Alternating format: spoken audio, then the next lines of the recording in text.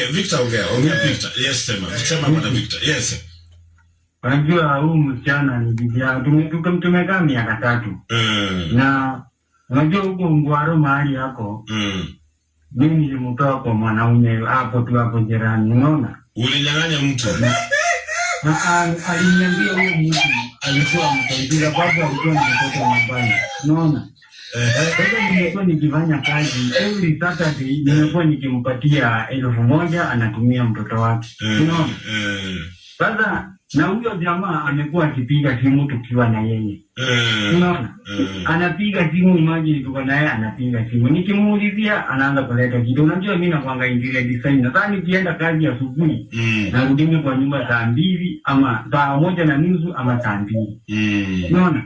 Sasa huyu bibi yangu huyu imekuwa tu yani huyo jamaa amekuwa akimtafuta kwa simu. Sasa hiyo kitu ndio wanga inanikera sana.